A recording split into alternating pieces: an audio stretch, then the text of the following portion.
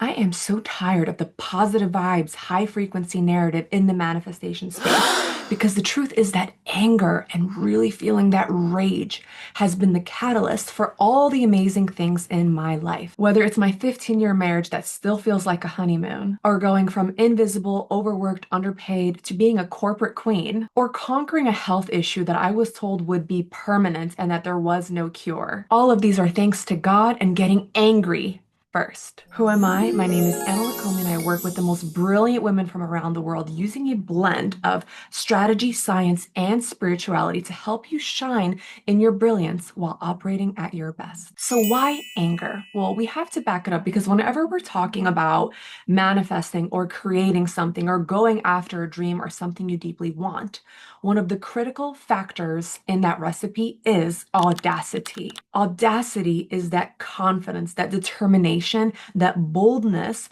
that is required to live an exceptional life. Because we all, on a certain level, understand that it is those bold, audacious, confident people that go after what they want and they usually get it. This is why they say fortune favors the bold. And I think where a lot of people get this wrong is they think like, how can I be more audacious? How can I be more confident? And baby girl, I'm here to tell you audacity is actually a side effect of self-worth. Because the people you see boldly going after their dreams, they believe on some level that they are worthy of having those dreams. And that's why a lot of the women that come into my world that want to be more confident, what we actually work on is self-worth. And yes, this is a skill that you can practice and develop. And I'm just going to be real with you right now to let you know that I am not someone who's naturally confident or someone who was born with self-worth. No, every single gram of self-worth that you see here today was hard earned, hard fought. And yes, self-worth is actually something that you can cultivate within yourself. And actually going on the journey to getting everything that you want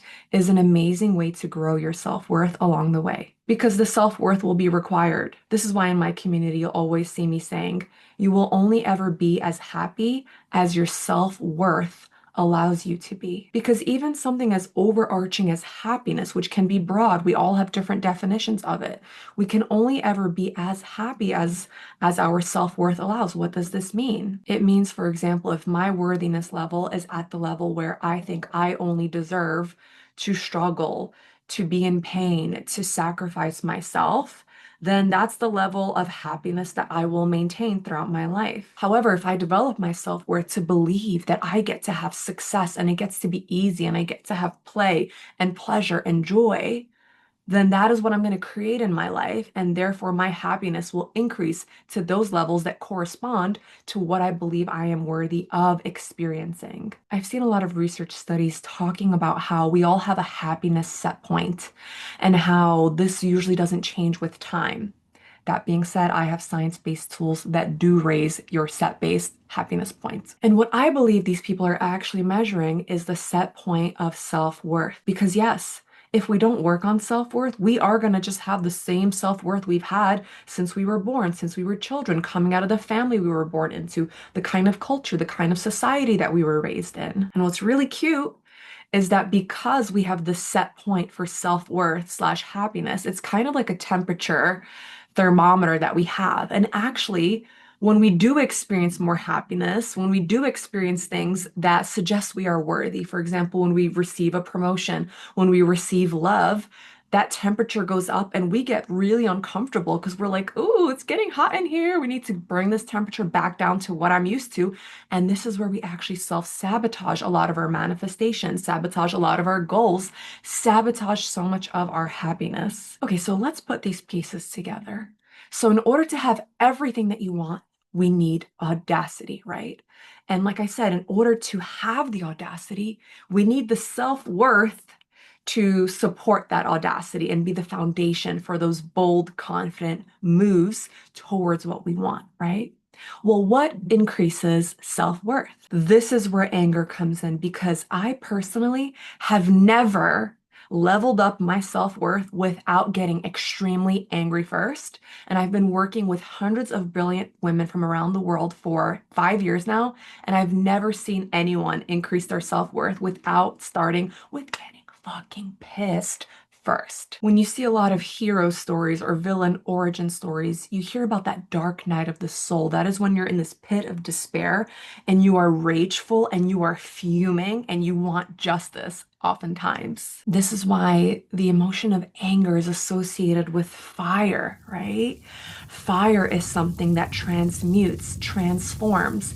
We burn something down in order to build something new back up. And it's so funny that anger is also associated with inflammation in the body, inflamed, in flames, and there's a heat that's emanating from us, which is interesting going back to my metaphor about that temperature set point.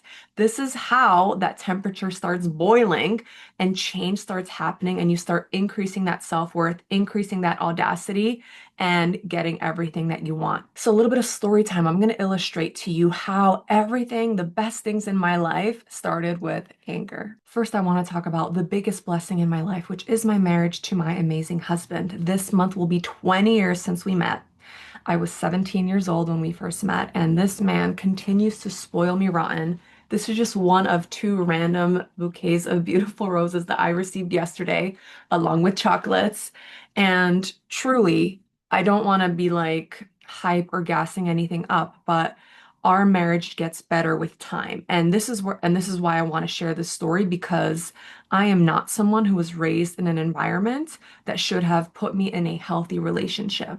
Without getting into details, I probably should have ended up in a quite abusive, probably toxic relationship, but that hasn't been the case for me. Why? It all started with anger. And funny enough, it wasn't even anger towards a man or anyone about me. My anger stemmed from me being so angry at how my dad treated my mom. And I witnessed this, and I'll never forget. I was about 15 years old, and my dad had just made my mom cry over something. And I'm very sensitive, and I was brokenhearted for her. And I took my little notebook, my little gel pens, they were pink, and I wrote a little vow in my notebook that I will never ever experience this kind of cruelty from a man. I will never allow anyone to disrespect me, dishonor me, or make me cry. And this was a vow that I made that came from this deep, intense anger, like I said, anger for my mom, anger at the men of the world, anger at how vulnerable women are to being abused by men. And it was in that moment I decided, from that fury, I was like, this is not for me. I will never settle for anything less than a beautiful, beautiful relationship, a beautiful love, a true love. And the crazy part is, first of all, I did pray to God for a good man. I did do that, and God delivered. And then, secondly, the crazy part is my marriage, my love is better than I could have imagined. And it all started with me getting so angry and deciding I was worthy. That's where I got that self-worth. I was like, no, I'm worthy of real, genuine, true, unconditional, beautiful love that's fun, romantic, everything. I was like, I deserve everything. I deserve the love story. And I'm not sure that would have been the case if I hadn't gotten so fucking angry in that moment, especially as that 15-year-old girl in the car with my parents, with my mom crying, and my dad acting cruel to her. My second example of how anger got me exactly what I wanted is from the corporate world. So in my career, I was in the market research industry for 12 years, and there were many, many years during which I was invisible, overworked, and underpaid. I was basically a workhorse slave. I was doing the most in return for the least. I wasn't getting promotions. I wasn't getting a raise. It was crazy. To paint the picture, once I finally left that place, they had to hire three people to replace just me. Okay. And yet I took their abuse when they said there's no budget for your promotion. I believed them. All of that was a lie. And I did have a massive transformation story. And it started with, you guessed it, anger. So there I was. They told me once again, there's no budget for my little promotion, which would have been, less than 10 grand. And I was so mad and I was furious. And I had this dark night of the soul, and all my insecurities came to the surface like, I'm not good enough. I'm not smart enough. I'm never going to be successful. I'm turning 30 soon. What do I have to show for it? My salary sucks ass. And then that anger, it was like another layer of anger when I realized that I had actually put myself in that position. And that was the worst sting of my life, when I was like, Anna, no one held a gun to your head. You kept doing the most, even though you were getting scraps and you were getting disrespected and not getting the kind of recognition, titles, respect that you deserve for the kind of work that you put into this company. I still stayed. Every time they said, "Oh, there's no budget," I still stayed, even though I saw other people that were definitely not as good as me getting promoted all the time. So I felt so angry. First, I felt angry at the corporate world. Then I felt angry at my boss and his boss. Then I felt angry at myself. And this, I'll be honest, this was painful. And let me tell you, this was the moment everything changed. This was the moment I realized my self-worth was low. This was the moment I said, "Anna, how low is your self-worth that you allowed this to happen for 3 years now?" And that was also the moment I decided to change. That was my catalyst moment where I decided I'm going to figure out how to play the political game at work and I am going to succeed. This is not how this ends for me. And within 1 year, I finally got promoted. I moved companies, got a big pay bump there, and then they promoted me like doubly. Like I skipped a level. I ended up becoming the head of the office. And funny enough, this office was actually where I started my career just 9 years prior. I was a general manager, one of very few women in that kind of a role globally, and I'm assuming the youngest one. All that happened in 1 year after I got so fucking angry. I was enraged. I wanted justice. I wanted blood. I was like, they're not going to stop me. No one's going to stop me. And I'm not going to stop me any longer. My third example is health related. So during that time, I was a workhorse. Unfortunately, not surprisingly, I developed health issues. I'm talking about this burnout. I'm talking about PCOS, which is polycystic ovarian syndrome. My hormones were dysregulated, my blood sugar, my mental health. I had debilitating period pain. My hair was falling out. I had acne. Like it's crazy. I had fatigue. There's days I don't remember. I just zombie walked through them. And so when I got this diagnosis of PCOS, which by the way took years, I have videos on my PCOS journey if you want to look those up. But it took years to get diagnosed. And then when I finally got diagnosed, all they wanted to do was basically medicate me. And they told me that my symptoms might get worse, not better, potentially. I was hanging on a thread this thin at that point. I was really barely getting by. And I got so angry. I was like, I cannot believe that I've been telling my doctor for years about my symptoms and being made to feel like I'm crazy. I cannot believe that I finally have this diagnosis. I'm angry I have this diagnosis because once I started reading about PCOS, even though I was relieved to have a label for what I was going through, the future looked really grim. First of all, I had a horrible experience with my gyno when I was crying after she delivered the news that I have PCOS. She told me, "At least you're not fat." She said most women with PCOS are fat. Literally, those are her words. And I had been starving myself at this point since I ever could remember because I did gain weight so easily because of all the hormonal and blood sugar imbalances that I had in my body from the stress of my job that was not paying me enough. And so I just got so furious and I was like, I will not be a guinea pig to the medical institution. I'm not just going to take random pills that might make things worse. And I decided I'm going to heal this. They said it's incurable. I don't fucking care. I am worthy. I am worthy of being someone who invests my time, money, and energy into curing this because I will not live on like this. And I certainly will not get worse than I already am. And let me tell you, it's a crazy story about how everything happened. You can look at my PCOS video if you want the full details on that. But long story short, within 18 months, I am cleared of a PCOS diagnosis. I know it's controversial. You're not allowed to say that I'm cured because it's incurable, but it's going to be 8 years this summer that I have been PCOS free as far as getting my blood checked, my ovaries scanned for the cysts, and looking at my symptoms. I have been free, and it took 18 months of diligent work. And you know what carried me through? My fucking self-worth.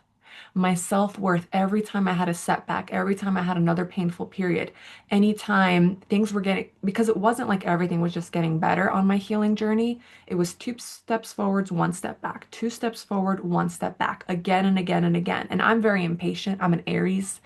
And so I just wanted, everything to get better linearly. That's not how healing works. And yet it was my self-worth that made me continue. When it seemed like I was going behind in my health, I still did my diet. I still went to acupuncture. I still did things to de-stress myself. I was fully committed, and I wouldn't have been fully committed if I did not have the self-worth to match my desired outcome, which was to be healthy and free of PCOS.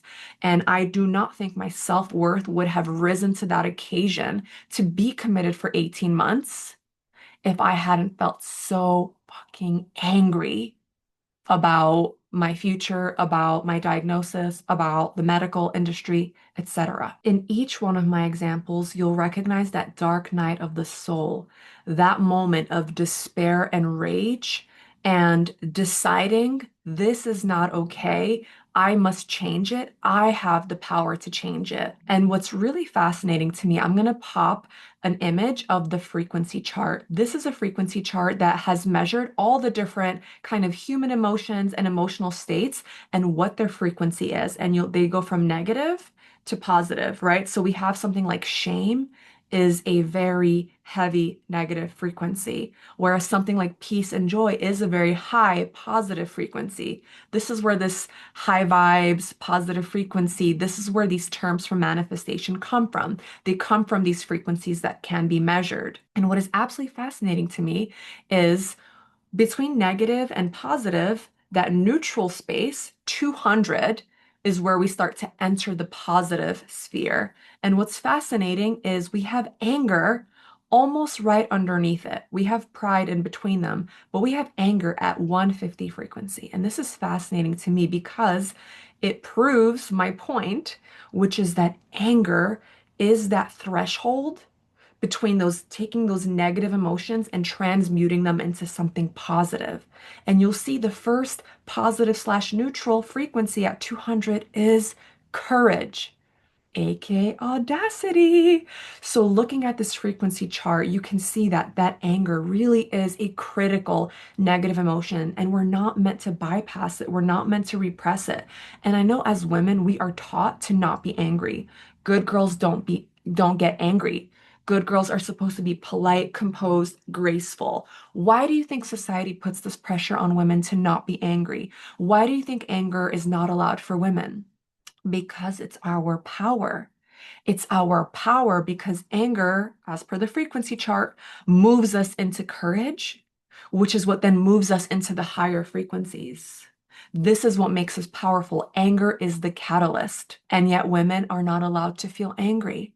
And so I hope that this video has been a huge permission slip for you to get angry, feel that rage. There's so many things that you've probably experienced or are experiencing right now that you need to get angry about if you want to change them. I want you to take a moment and think about that thing that you want more than anything. Maybe it's a job, a promotion, loving relationship, health, money, whatever it is that's on your heart that you so deeply desire. Maybe you've tried to manifest it, right? And I'm pretty sure if you dig deep, you have not gotten nearly angry enough. Maybe you've been sucked into this positive vibes movement where it's like, oh, it's okay. Don't feel angry because then you'll attract angry. Feel positive and then you'll have positive outcomes. And I'm here to tell you, no, boo-boo.